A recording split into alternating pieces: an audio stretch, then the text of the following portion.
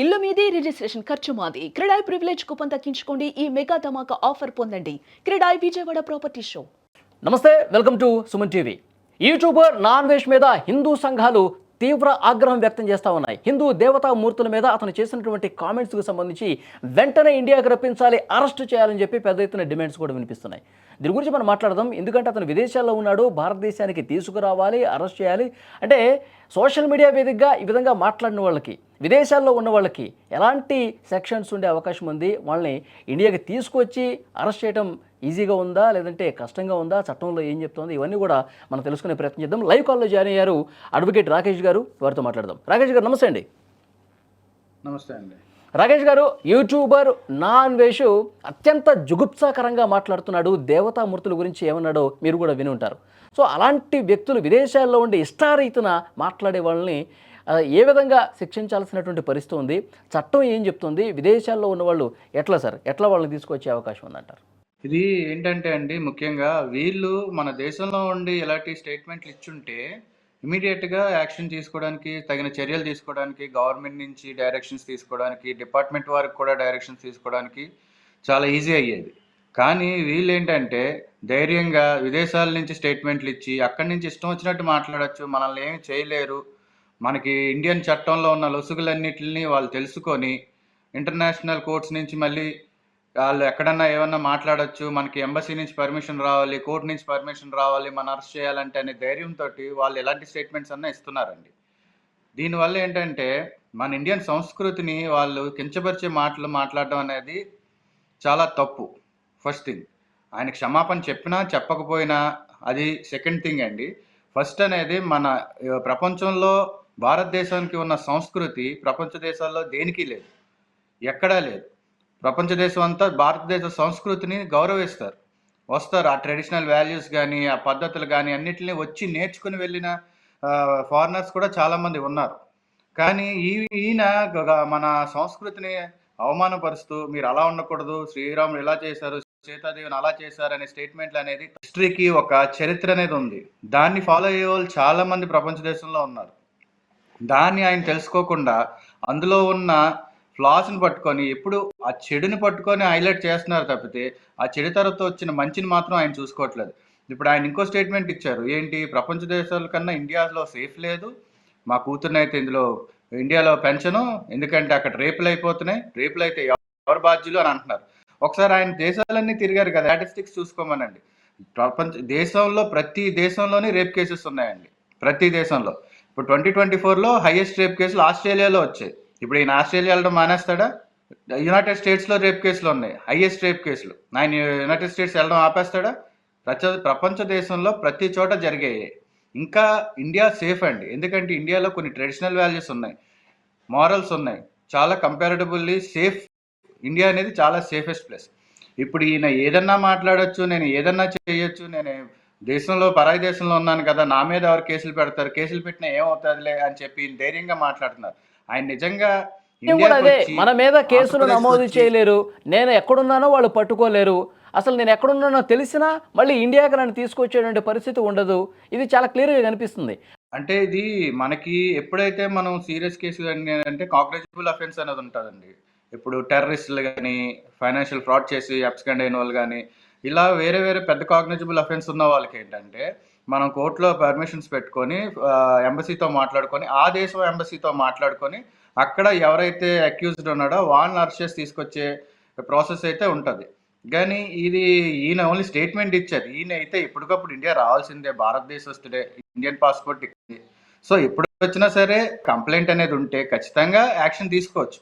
ఇప్పుడు మన రీసెంట్గా మనం చూస్తే ఈ ఐబొమ్మ రవి అనే అతను, ఆయన ఫారెన్లో ఉన్నంతకాలం ఆయన ఎన్నెన్నో చేశారు, ఎన్నెన్నో సైబర్ క్రైమ్లు చేశారు. కానీ ఇండియాకి రాగానే ఇమీడియట్గా అరెస్ట్ చేశారు, ఎందుకంటే మన ఇండియన్ గవర్నమెంట్ అలా ఉంటుంది. ఎయిర్పోర్ట్కి రాగానే పాస్పోర్ట్ స్టాంపింగ్ అవగానే వాళ్ళ దగ్గర ఉన్న డిపార్ట్మెంట్కి కానీ, ఆ పోలీస్ డిపార్ట్మెంట్ వారు కానీ అప్డేట్ వస్తుంది, ఇమీడియట్గా వాళ్ళు అరెస్ట్ చేస్తారు. సో ఆ రకంగా ఎప్పుడన్నా వస్తారు ఖచ్చితంగా. వాళ్ళ పేరెంట్స్ ఎక్కడే ఉన్నారు, ఆయన ఎక్కడికి పోడు, ఇండియాకి రాగానే వచ్చాడు కాబట్టి ఐబొమ్మ రవి అరెస్ట్ అయ్యాడు సార్. ఇప్పుడు నాన్ వేష్ నేను అసలు ఇండియాకి రాననే అంటా ఉన్నాడు.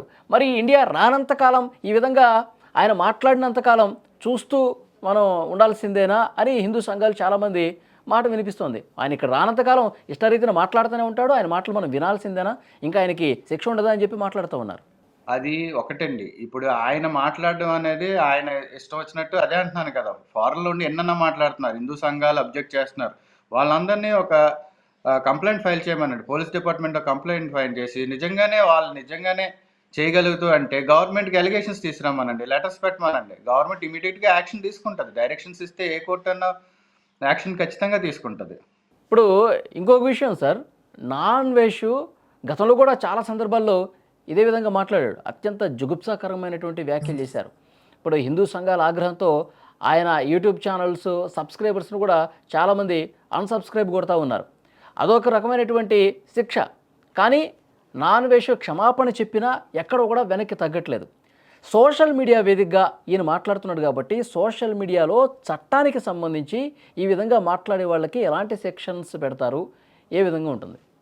సోషల్ మీడియా అనేది ఇప్పుడు సైబర్ క్రైమ్‌లోకే వస్తదండి. ఇప్పుడు వాళ్ళు ఒకవేళ అవమానించిన డిఫర్మేషన్ ఉంటది.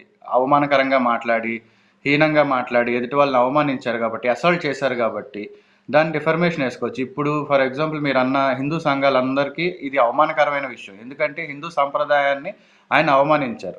సో, ఆయన మీద డిఫర్మేషన్ కేసు ప్రొసీడ్ చేసే ఛాన్సెస్ కూడా ఉన్నాయి. చేయగలరు కూడా. ఇప్పుడు ఆ రకంగా ఆయన మీద ప్రొసీడింగ్స్ చేసుకుంటే ఆయనే ఖచ్చితంగా వస్తారు. ఆయన ఒక యూట్యూబ్ ఛానల్ మాత్రమే. యూట్యూబ్ ఛానలర్ అంతే. యూట్యూబర్ అంతే. అంతకు మించి ఆయనేమి పెద్ద రాజకీయవేత్త కాదు. సోషల్ యాక్టివిస్టు కాదు. ఆయన చేసిన మంచి పనులు కూడా ఏమీ లేవు జనాలకి. ఆయన నోటికొచ్చింది ఆయన మాట్లాడుతున్నారు అంతే. ఆ నోటికొచ్చింది మాట్లాడే వాళ్ళని ఇగ్నోర్ చేస్తే అసలు నా ఉద్దేశంలో మంచిది. ఎందుకంటే ఆయన అనవసరంగా ఆయన స్టేట్మెంట్లు తీసుకొని హైలైట్ చేసుకోవడం తప్పితే రోడ్డు మీద వెళ్ళే వాళ్ళు బోల్డు మంది వాళ్ళ స్టేట్మెంట్స్ ఇస్తారు. అలాగని చెప్పి ఈయన చెప్పిందంతా కరెక్ట్, ఈయనే చెప్పింది వేదం అనేది ఎక్కడా రాసలేదు. ఆయన నచ్చింది ఆయన మాట్లాడుకుంటున్నాడు అంతే.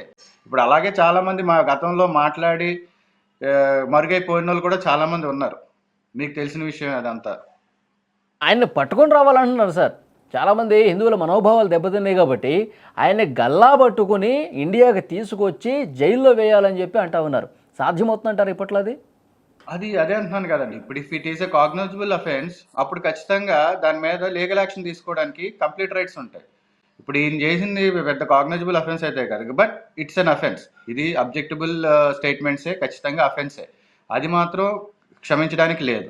అందుకని ఇమీడియట్గా ఎవరన్నా సంఘాలు కంప్లైంట్ ఫైల్ చేసి దాన్ని ఫాస్ట్గా కేసు పుటప్ చేసుకొని వాళ్ళ గవర్నమెంట్ పర్మిషన్స్ తెచ్చుకోగలిగితే, ఈ సంఘాలు ఏదైతే ఉందో గవర్నమెంట్ పర్మిషన్స్ తెచ్చుకోగలిగితే దాని మీద లీగల్ యాక్షన్స్ తీసుకునే ఛాన్సెస్ ఉన్నాయండి ఖచ్చితంగా.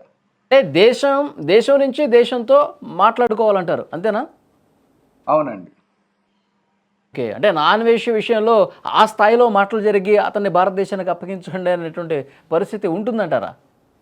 నేను అదే అంటున్నాను కదా! ఆయన ఒక చిన్న యూట్యూబర్ అంతే. ఆయన ఏదో దేశాలు పట్టుకొని తిరుగుతున్నాడు. ఆయనకి అంత సీన్ ఉందని అయితే నేను అనుకోను. సార్, అంటే విదేశాల్లో అతను సిటిజన్షిప్ తీసుకుంటే, ఏ దేశంలో అయినా సిటిజన్షిప్ తీసుకొని నేను అక్కడే ఉంటానని చెప్పేసి అంటే ఇక కష్టమేమో, ఎవరేం చేయలేమంటారా? సిటిజన్‌షిప్ అనేది అంత ఈజీ కాదండి ఫస్ట్ థింగ్. దానికి ఒక ప్రొసీజర్ ఉంటది, మీకు తెలుసు కదా! ఇన్ని ఇయర్స్ సర్టెన్ కంట్రీలో ఒక 5 ఇయర్సో, 10 ఇయర్సో ఒకే దగ్గర కదలకుండా ఉంటేనే దానికి సిటిజన్‌షిప్ అనేది ఇస్తారు. వాళ్ళకి రైట్స్ ఇస్తారు. పీఆర్ ఇస్తారు. అంతే కాకుండా ఎవరు పడితే వారికెళ్తే సిటిజన్‌షిప్ ఇవ్వరు కదా! ఈయన ఒక దగ్గర ఎలాగో స్టాండర్డ్‌గా ఉన్నాడు. అలా దేశాలు పట్టుకొని తిరుగుతూనే ఉంటాడు. సో, ఈయనకి సిటిజన్‌షిప్ అయితే రాదు. కానీ ఇండియన్ పాస్‌పోర్ట్ ఇంకా యాక్టివ్‌లోనే ఉంది. ఇప్పుడు చర్యలు తీసుకొని ఆయన మీద ఏదన్నా కంప్లెయింట్ ఉంటే, క్రిమినల్ కేస్ ఫైల్ అయ్యి ఉంటుంటే, ఆ పాస్‌పోర్ట్ ఆల్రెడీ అన్ని ఎయిర్‌పోర్ట్స్‌కి అప్డేట్ అవుతది. క్రిమినల్ రికార్డ్స్‌లో అప్డేట్ అయిపోద్ది. సో, ఆయన ఎప్పుడైనా ఇండియాకి వచ్చినా పొరపాటున ఇమ్మీడియేట్‌గా అరెస్ట్ చేసే ఛాన్సెస్ అయితే ఉంటాయండి. ఓకే.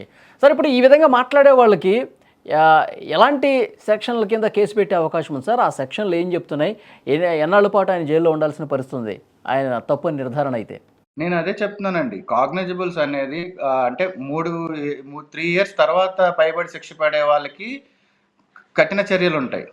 ఈయన మాట్లాడింది అవమానకరంగా కించపరిచేటట్టు మాట్లాడారు కాబట్టి ఈయన పనిషబుల్ అఫెన్స్ ఏంటంటే 3-5 ఇయర్స్ మాక్సిమం ఉంటుందండి. 3 నుంచి 5 సంవత్సరాలు. అవునండి. బెయిల్ వచ్చే అవకాశం ఉందా సార్ ఈ కేసుల్లో? బెయిల్ వస్తుందండి. సో చూద్దాం సార్. హిందూ సంఘాలు అయితే తీవ్రంగా మండిపడతా ఉన్నాయి. ఎందుకంటే గతంలో కూడా చాలా మాట్లాడాడు. ప్రవచనకర్త గరికపాటి గురించి కూడా మాట్లాడారు, సీతమ్మదేవి గురించి, ద్రౌపది గురించి చాలా అంటే చాలా దారుణంగా మాట్లాడారు. గరికపాటి గురించి గారు మాట్లాడారు, సీతందేవి గారి గురించి మాట్లాడారు, హిందూ సంఘాల గురించి మాట్లాడారు. ఏదో ఒక హిందూ సంఘం ఆయన మీద కంప్లైంట్ ఇచ్చి డిఫర్మేషన్ ఫైల్ చేస్తే, పరువు నష్టం వేస్తే ఆయన ఆయన దానికి లైబుల్ అండి. ఖచ్చితంగా చట్టానికి ఆయన సమాధానం చెప్పాల్సి వస్తుంది. సో చూద్దాం సార్, కేసులు కూడా నమోదయ్యే అవకాశం చాలా స్పష్టంగా కనిపిస్తోంది. తర్వాత పరిణామాల మీద కూడా మళ్ళొకసారి మీ అభిప్రాయం తెలుసుకుంటాం. Thank you very much Rakesh garu. Thank you.